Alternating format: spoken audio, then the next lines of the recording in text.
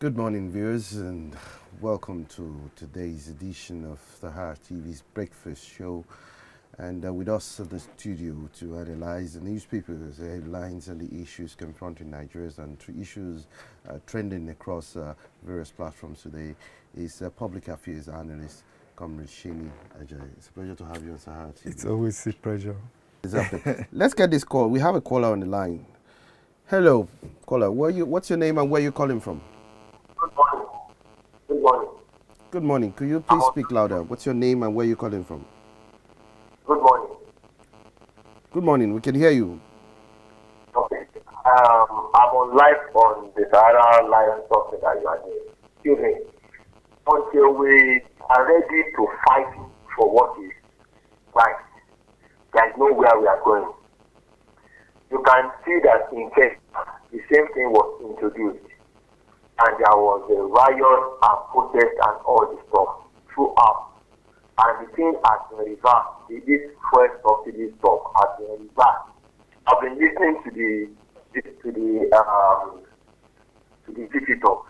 I can get all the analysis that all these things are fixed. In fact, it is only in this kind of our country, which is Nigeria, that you reward governments that have failed woefully.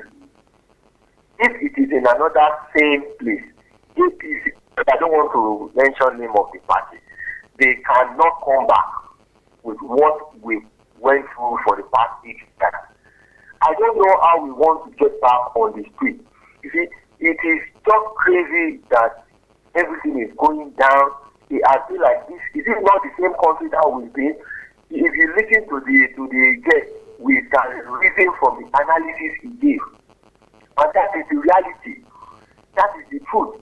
But you know, because of this, our country, this ethnicity and religion stuff, it has painted us and messed up a lot of things that people don't even really think nothing is the So I don't know how we're going to do it. We don't have these labor people. They are useless. You can imagine labor is saying that until if they want to increase. Is this one normal? Even the 600 or 580 that we are having, until we rise up and go back to the street like what the Kenya did. The Kenya people, they just return their first subsidy. In as much as we know that the subsidy has to go. Even subsidy is a fraud. This same government has said the same thing during Jonathan time. So I don't know. We need to come out. We need to come out on the street. Every one of us. Nigeria cannot work in this way in the next another 100 years. Until people think the right thing. It's either we go back regional or we come on the street to demand for the benefit of democracy. That's why a lot of people are supporting all this military stuff done around Niger and all this and stuff. Because they are not getting the honest leaders from the other. Hello? Am I still on? Yeah, you're still on. Please go ahead. So, you know, and we, the youth, me, I am over 50 now. We cannot reason again because they make sure that property are tented in a lot of us, in lot of people. You know, they don't even think right. You can imagine all the people voted for this government. We are just in 3 years, in 3 months. And we see how far it has to go. And you can imagine all the cows that we plunged ourselves into in just less than 100 days. This is crazy. People need to rise up. We need to come on the street. It is because we don't have organized labor. These our labor people, they are fake. I've never seen something so drastic like this before. They did it in Kenya, and we must. This is what we have to do. We need to call people. We have to come back on the street, no matter where it is. Me, I'm a Yoruba man. They will say, I didn't even vote for Tinubu. Because I can say if somebody can vote who is say he got worried and we know what we went through for the past 8 years. I don't think it's normal for somebody to vote for that kind of thing. Right. And there are a lot of things like that. So that is just my contribution. We need to come out. The analysis the guest is just the simple truth. All these things are fixed. Nigeria are supposed to be getting this for itself free of charge. Mm-hmm. Are we getting from the government? This is the only thing a common man is getting. And this thing has triggered everything, food, electricity, power, and all the stuff. Even food is what the common man needs. And transportation, a lot of people will walk. I have 3 vehicles. I can only use one. And the one I'm using is the one that consumes heat fuel. And I don't even go out today. They get just said that they want our purchasing power to fall. It's just crazy that we are in a, because even the Niger, you see the Nigerians, they want their unity. It's because things are not working and they are ready to die. The same thing happened in Kenya, but Nigeria is just shut up and we just took our mind and say, let's go better like the last. This is just, let me give other people opportunity. All right, thank you so much. We appreciate your insightful analysis and your comment. Shani, you've had our guest, I mean, the caller there, and he clearly outlined certain things, and I would like to get your reactions on what he has actually said. First, let's take it from the bottom. He referred to the Kenya situation where the Kenya government reintroduced fuel subsidy in order to curb soaring prices of petrol, kerosene, and diesel in the country. And that development comes after months of violent anti-government protests over the burden of high living costs. The caller also mentioned the fact that Nigerians need to rise up, and the failures of the NLC labor leadership. Let's get your reactions on that. Well, I think the caller got it right, but it's necessary to also understand that, there's nothing wrong with Nigerians, because I at times emphasize this point. Human beings tend to have, some standard way of responding to issues. Right now, we saw what the Kenyans did. It took months of, protests. And of course, the objective reality that the policies were backfiring on the entire economy also was a factor. But the rebellion of the people, the strikes and independent actions, is a major factor. In Nigeria, you now have a situation where, the youth are still stunned because youth are, thanks to confusion, injected, various sectors. As I said earlier, you have 4 major parties. You've had one, which people are saying, oh, I am this, I am that, I am obedient, I am disobedient, I am, creating a lot of confusion. And you say, okay, what is your policy? My policy, everybody from Atiku, Tinubu, Peter Obi, I am for withdrawal of oil subsidy, I am for merger of, so it has I am for merger of floating the naira, and all of it. So people are still stunned that what is happening. And then you have labor leadership, who throughout the election didn't make a single word. And, this campaign for this misinformation and disinformation of fuel subsidy, it didn't start today. It started, within the past, 2-3 years after the 2018 or so that they said they've withdrawn subsidy and things like that. But we saw a sustained misinformation and disinformation campaign back from the media, misleading people. There's one, even some people, the day fuel, the prices were hiked, so many people, were even, when you say some people even felt subsidy was a woman, one evil witch somewhere that most people don't know.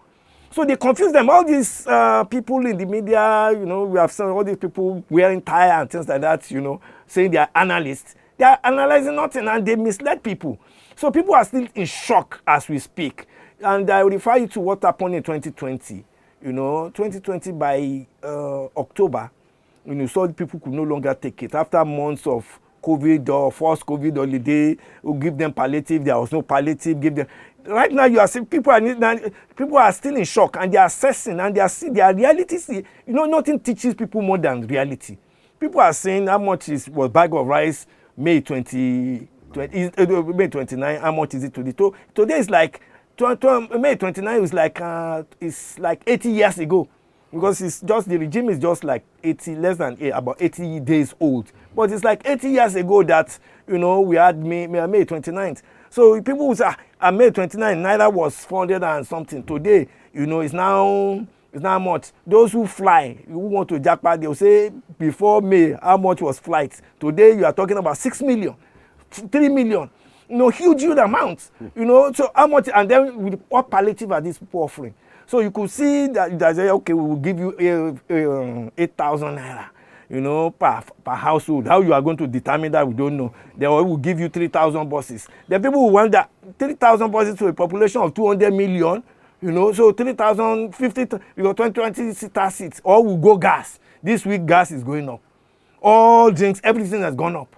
So what are we saying? So this reality and the confusion, is the confusion both from the leadership of labor. We come from the activists area, and gone are the days where we will cover the leadership of labor, or we will not. We have to tell what people, exactly is the problem with the leadership of labor? Betrayal. Both from the topmost leadership, to even so-called civil society, who come on space and create distractions. Let me give you an example. Right now when people are talking about go back to the price of petrol go back to the price 2000 to go back to May 29 prices.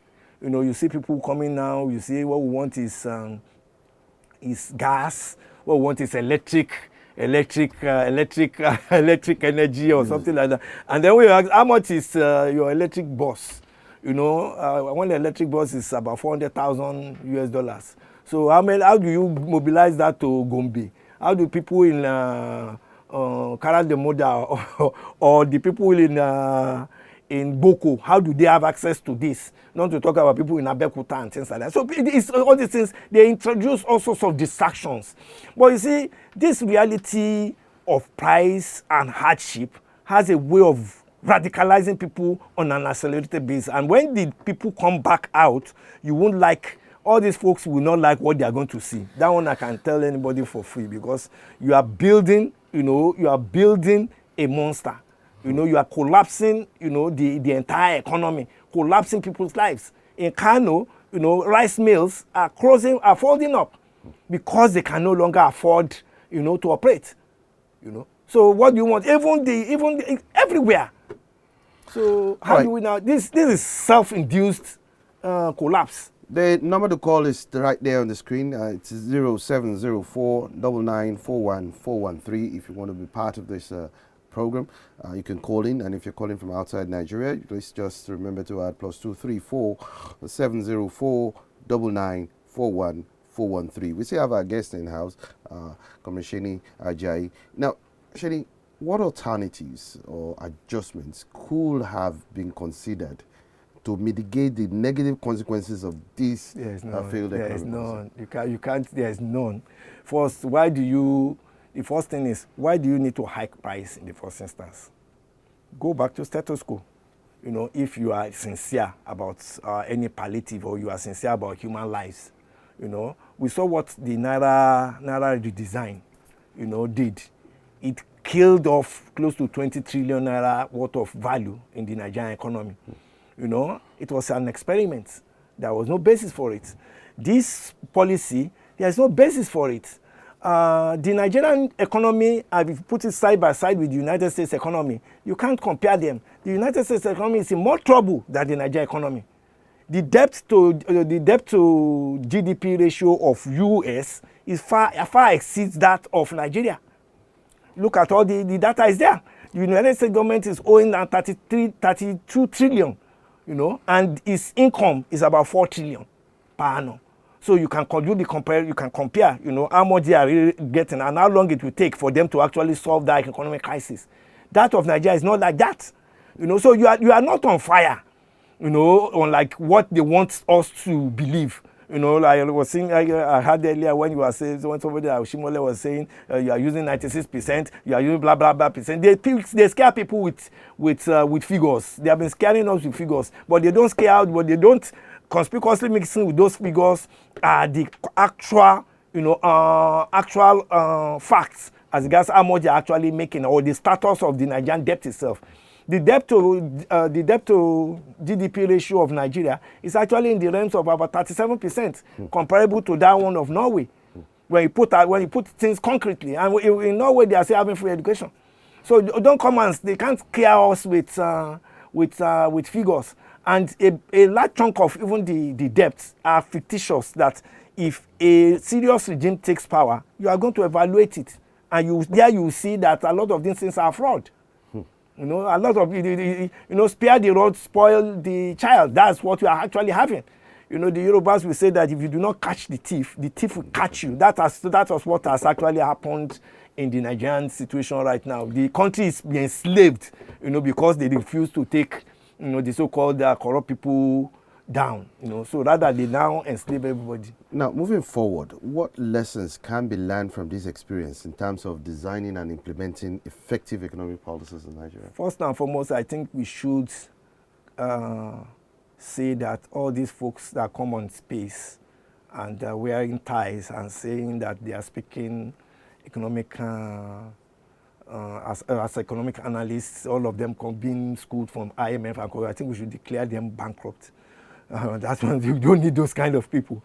You know, there can't be growth in Nigeria without a plan and without regulation and without common ownership.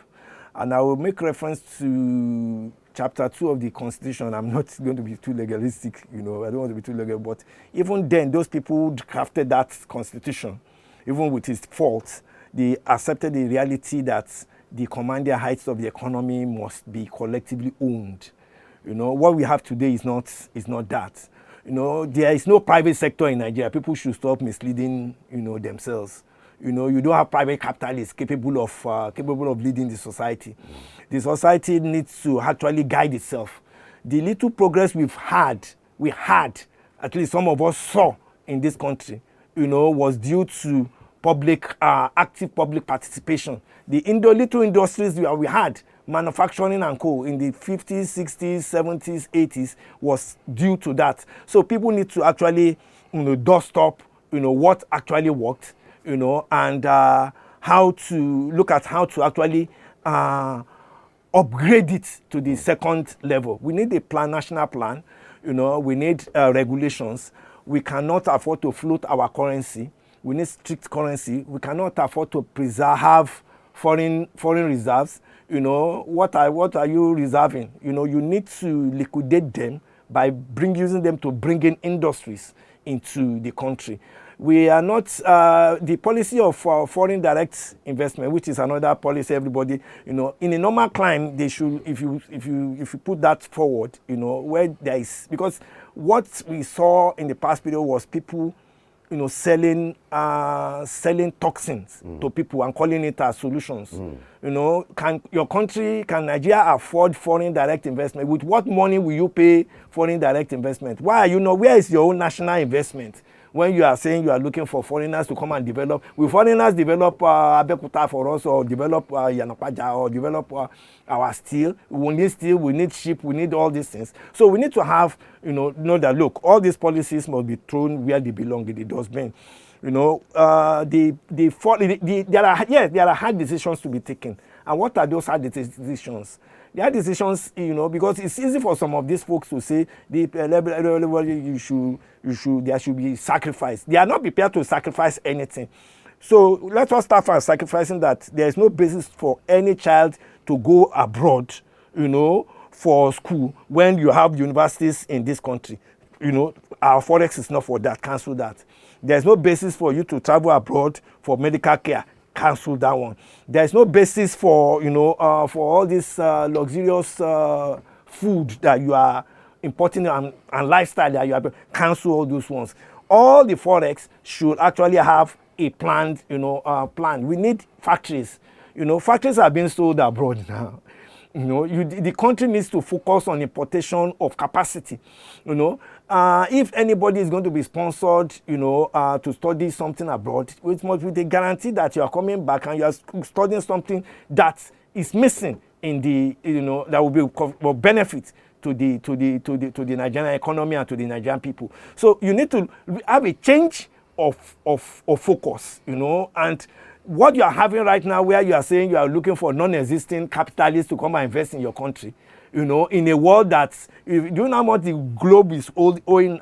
We have a 300 trillion, the world is owing itself $300 trillion. That's the debt, you know, the global, when you add up all the debt, you know, so together you are having, which is about 300% of the entire GDP on the planet. So you have a crisis. Everybody has crisis. So nobody's going to come and develop this place for you. You must go on a plan. The Awolowos, give it to them. They have their deficiencies, but They had the Odua investment. They built banks. They built using public funds, for the collective. That was how they could raise the needed economic base to implement some of the welfare programs. But it needs to be escalated, with this time around, in order to get, with a population of 200 million, should not have business with all what we are seeing, the current crisis. We're supposed to have food guarantee. We're supposed to have job guarantees. We are supposed to have several things are supposed to be there. If there's no logic to unemployment, I used to tell people, there's no logic, because the tax to be done is quite enormous.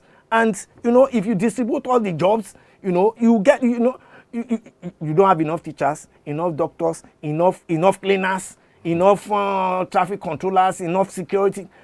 The jobs are just too much. But we need to have a major reset, in consciousness to get all these things done. Now, the number still to call is right there on the screen, and if you are in Nigeria, the number to call is 0704. You'll find the number right there on our screen there, 9941413. And if you are calling from outside Nigeria to be part of this program, please add +234 704 9941413. That's the number to call if you wish to be part of this program and comment on what's the development. Now, Shady, what role should labor as well as civil society play with regards to taking a stand on the long-term sustainability of, petrol pricing and in Nigeria, and any proposed solutions to ensure stabilization? Well, to labor, first and foremost, there's a need to backtrack from the current lines. Has been followed by Ajiru and Sifo. You cannot have two masters. It's either you serve the working people and youth, or you stand with those that are destroying the economy. So, and I think the choice is left to them, and also to the civil society. We need to be more proactive and more political. The days of which the space is going to be, because what we have seen, you have a situation for which you had a monologue in the last election. There was no balance.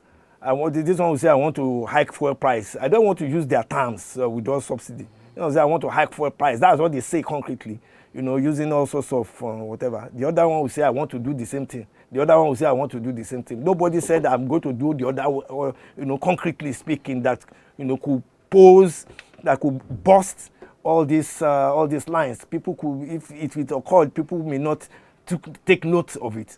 But it's necessary for this engagement. But it's good that this objective reality, because some of us are calling out all those elements that were saying this is the way to go. That, okay, now that people are and then again, there's those who want to say this now that they stole their mandate, they stole their manifesto.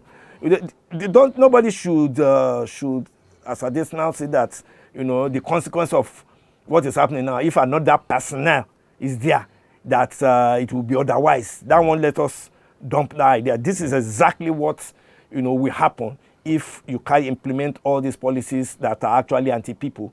We have declared these policies anti-people since the day they were imposed on this country, and people need to have the history, as of all these things. So people need to actually have these amendments in their thoughts, and know that, look, we can't go this way. This is not this is what is not sustainable.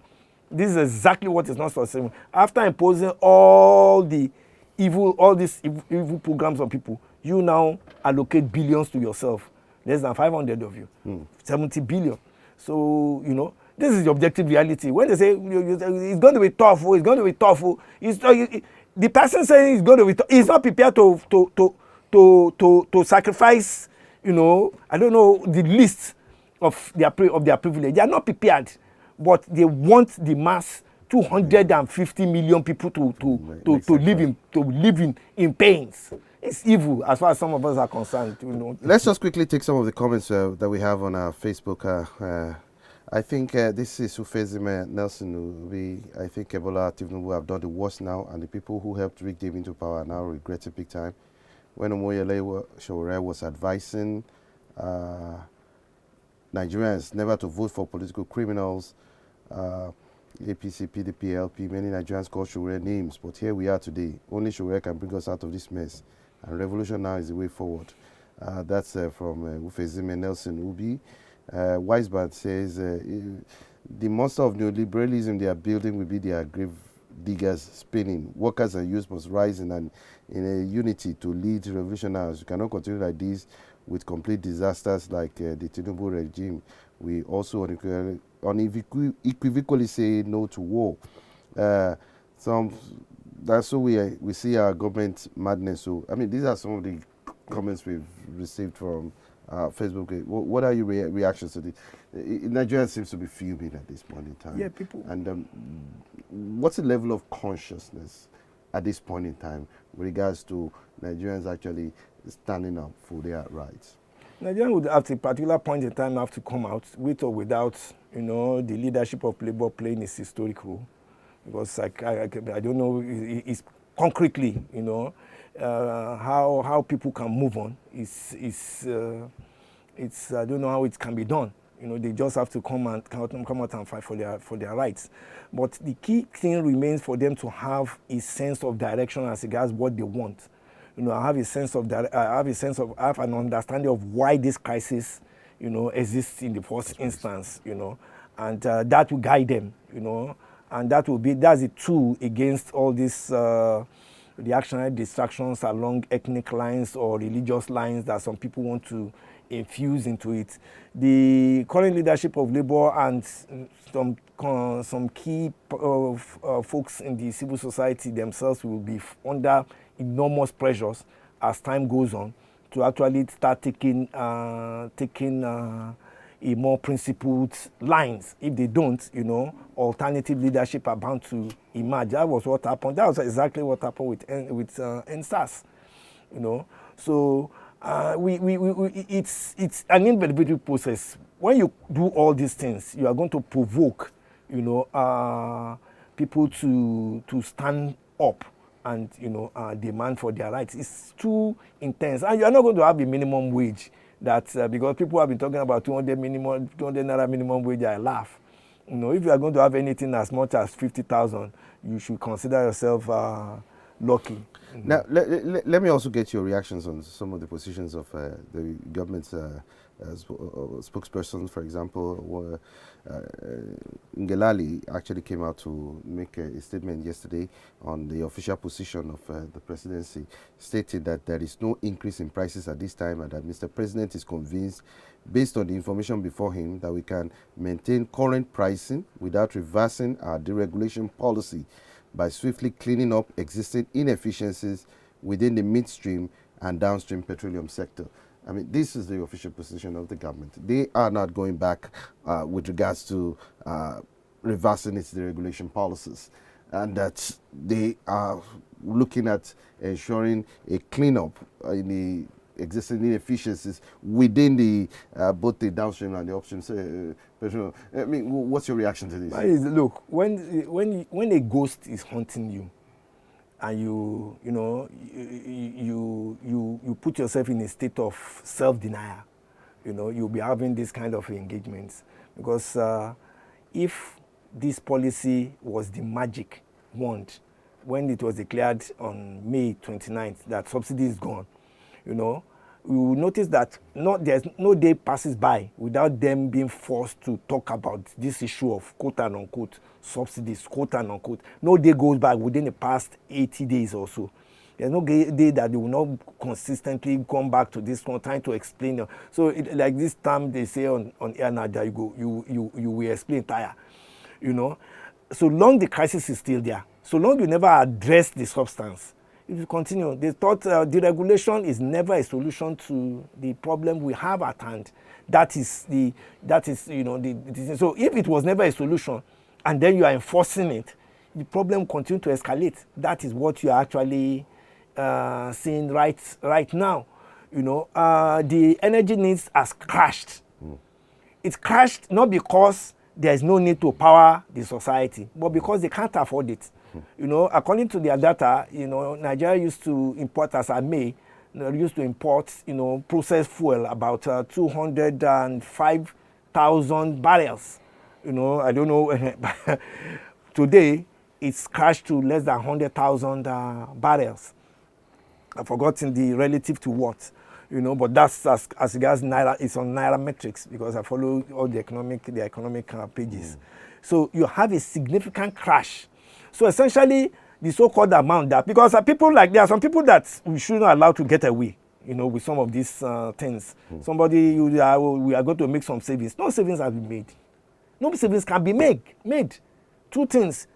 No savings has been made. No savings can be made from this kind of turbulence because people cannot sustain, you know, this arrangement because they simply don't have the money.